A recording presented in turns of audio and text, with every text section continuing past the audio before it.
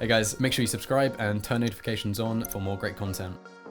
Hey guys, it's Rob4 here from Betway, and joining me is EG's coach, Zeus, an absolute legend of the game. And today we're going to be finding out more about his all-star lineup. So you know the aim of the game, all-star lineup, Zeus. You've played with a lot of players, you've coached a lot of players. With that in mind, who are you going to pick first? First, I'm going to go with not only a personal friend, but someone who I think is one of the all-time greatest. It's going to be Garrett. He's going to be put in that lurking position. Nice. And he's just the gel of the team. He's like the motor. He's the guy that I think has showed more drive than almost anybody throughout all the ages. And you always need that guy that fires everyone up, besides not only being a legend throughout all of time. Like, consistency was a forte of his for sure. We definitely need an opper. Kogu, as someone that's really known, I think that had he kept going, he would have been kind of a get right kind of player, because I know his dedication, how good and talented he was at the game. And just through, like, I'm going through consistency. I'm trying to get 1.6 source and go. Yeah. And another obscure that if I was able to get a 6-man substitute for an opping role, Brazil. He quit way too early, but he did play in a few online tournaments. It's Ton. He used to play for Game Crashers. He was insane. For anyone that is able to watch some old VODs, he probably had the most insane up movement I've ever seen. And like, this kid was just naturally talented, but unfortunately, due to Brazil's conditions, he couldn't keep going with the game because of money and all that. But definitely would have been in an all-star lineup for me. Do you have an in-game leader in mind? In-game leader, there's a lot. So I love Fallen, but I already have 2 oppers on this team, so sorry to Gabriel for that one. That's fair enough. I think Kerrigan is really good at how he's able to just make stars flourish normally, right? If we're trying to build something like that. But I don't think I'd even put someone that's traditionally an IGL to do it.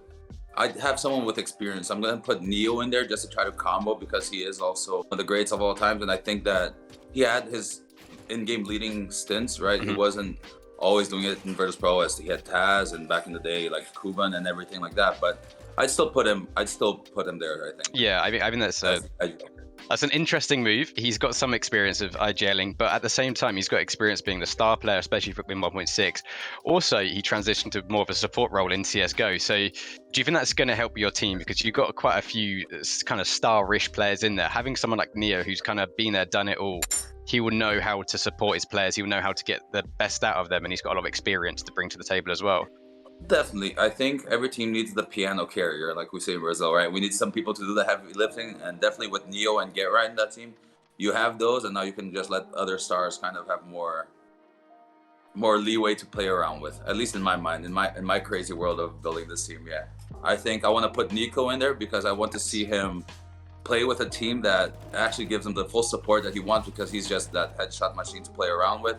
And having Get Right, all these Get Right and Neo as legends, he'll just have to buckle down and listen instead of trying to play around with stuff. So I'm gonna put my boy in there, Nico, as well, for some talent. Yeah, and we know Nico is kind of a fiery character, or can be. So I think putting him there with Get Right or Neo and stuff like that, I think he will give him a lot of respect. And like you said, if the team supports him and you get the best out of Nico, he can do it all. He's at times an absolute beast.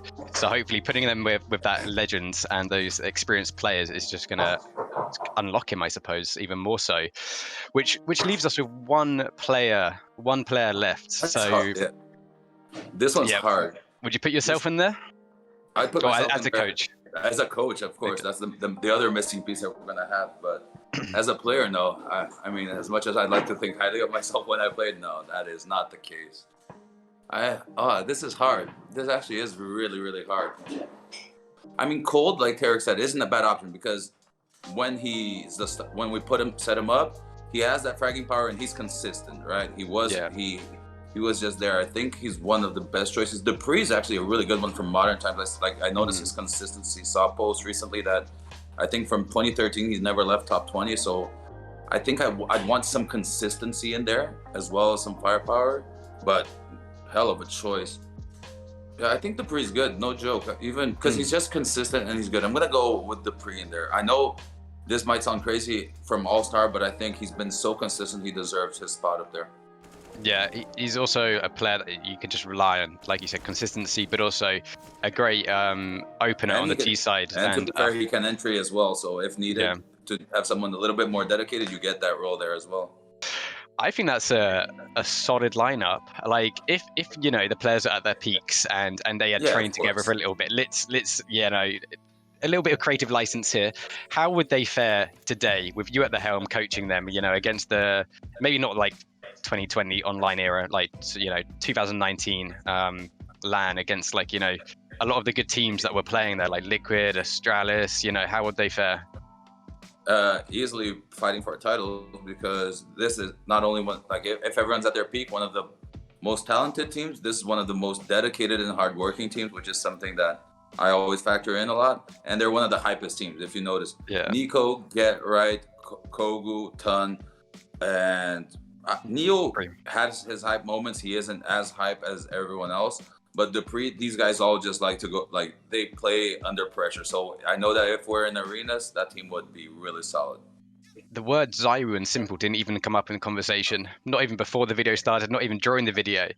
Is there any particular reason why? I mean, your team doesn't really need it. And like you said, Simple, you've got the AWPers, and Simple and Zyru kind of would fill that AWP role. So do you think they're just the surplus to requirements within this roster?